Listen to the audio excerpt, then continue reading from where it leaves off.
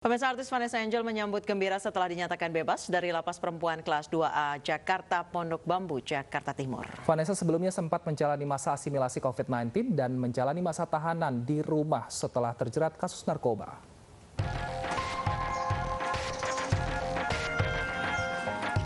Vanessa Angel mendatangi Lembaga Pemasyarakatan Perempuan kelas 2 Jakarta yang berada di Pondok Bambu Durensawit, Jakarta Timur pada Senin siang, datang untuk mengambil surat keterangan bebas dari lapas.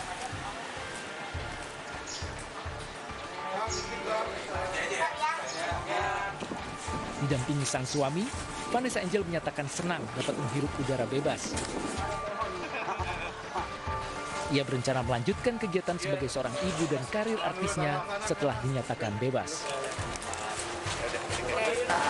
Udah boleh ya, udah mulai bisa syuting lagi sih. Kemarin kan belum bisa syuting, cuma bisa kerja di rumah aja, endorsean segala macam. Sekarang udah bisa syuting lagi, udah bisa.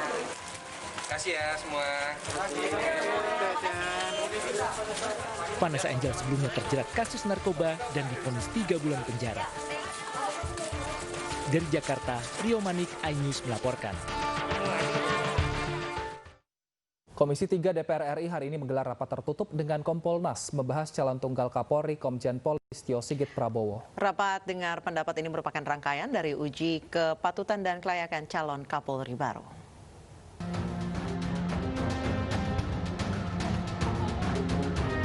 Komisi 3 DPR menggelar rapat dengar pendapat dengan Kompolnas untuk memperdalam profil calon tunggal Kapolri Komjen Polisi Listio Sigit Prabowo yang diajukan oleh Presiden Joko Widodo. Dengar pendapat ini merupakan rangkaian dari uji kepatutan dan kelayakan calon Kapolri baru. Nah, kenapa kok ini perlu dilakukan? Karena memang di dalam Undang-Undang Kepolisian, Undang-Undang Nomor 2 Tahun 2002, itu kan syarat Kapolri itu harus memenuhi syarat jenjang kepangkatan dan jenjang karir. Nah, itu saja sebetulnya yang ingin kami gali juga dari Kompolnas dalam rapat pagi ini. Menteri Dalam Negeri Tito Karnavian menilai calon tunggal Kapolri Komjen Pol Listio Sigit Prabowo sudah siap dan matang sebagai Kapolri dengan berbagai pengalaman yang pernah diembannya. Pak Sigit meskipun berusia muda tapi matang, ya, sudah cukup matang pengalaman di kewilayahan teritorial, pengalaman di staf yang cukup lama, dan juga pengalaman di bidang serse Kabareskrim, jabatan sangat strategis di Polri. Komjen Pol Listio Sigit Prabowo yang saat ini masih menjabat sebagai Kabareskrim Polri rencananya akan menjalani uji kepatutan dan kelayakan di DPR pada Rabu mendatang. Dari Jakarta, Tim Liputan iNews melaporkan. Hari ke-10 operasi pencarian Sriwijaya RSJ 182 tim gabungan mempersempit titik pencarian. Sejauh ini tim gabungan berhasil menemukan 308 kantong body part, 58 kantong serpihan kecil, 54 kantong serpihan besar, flight data recorder, serta casing dan baterai CVR.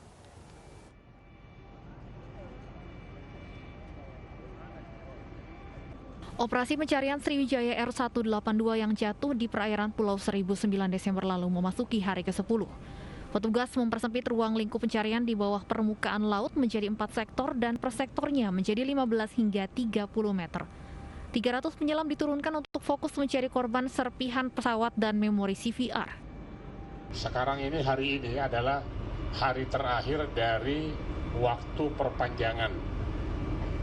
Ya, jadi kalau aturan atau undang-undang di dalam pencarian dan pertolongan itu waktu operasinya adalah 7 hari.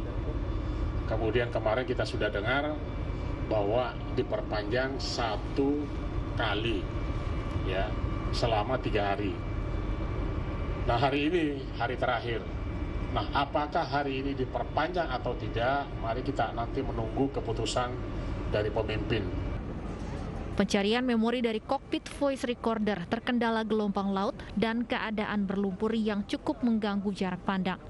Semakin hari temuan dari operasi SAR Sriwijaya RSJ 182 semakin sedikit bila dibandingkan hari-hari sebelumnya.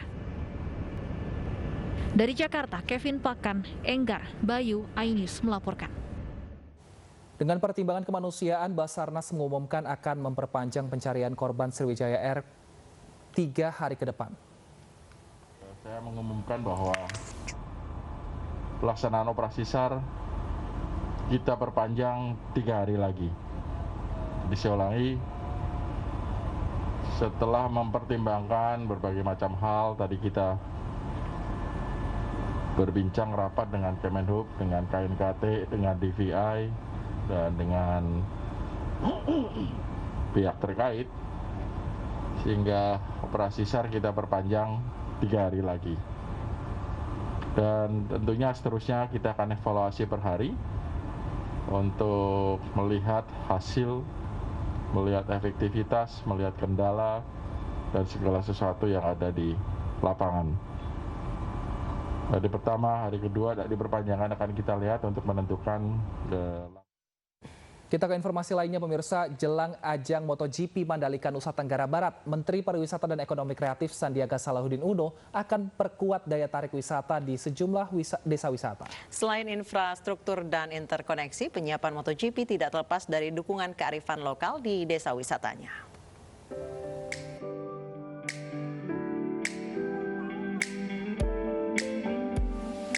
Kawasan wisata Mandalika di Lombok Tengah, Nusa Tenggara Barat tengah dipersiapkan untuk menyambut gelaran MotoGP 2021. Selain infrastruktur dan interkoneksi, sejumlah desa wisata di kawasan Mandalika harus diperkuat sebagai salah satu daya tarik wisatawan, termasuk penerapan protokol kesehatannya.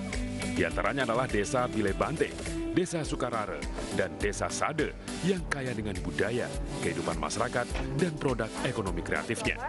Saya ngelihat bahwa 7 tahun, 8 tahun lalu yang saya hadir di sini dijaga kelestariannya, masyarakatnya antusias, tinggal kita bagaimana memanfaatkan nih di tengah pandemi kesiapan dari Lombok khususnya Mandalika, sehingga kehadiran MotoGP tidak hanya untuk one off event, tapi dirasakan berkelanjutan untuk desa-desa wisata sekeliling Mandalika. MotoGP yang diperjuangkan akan menjadi pemicu kebangkitan sektor pariwisata dan ekonomi kreatif. Untuk itu, masyarakat diajak disiplin dalam menerapkan protokol kesehatan agar wisatawan aman dan nyaman saat berkunjung. Tim Liputan iNews melaporkan.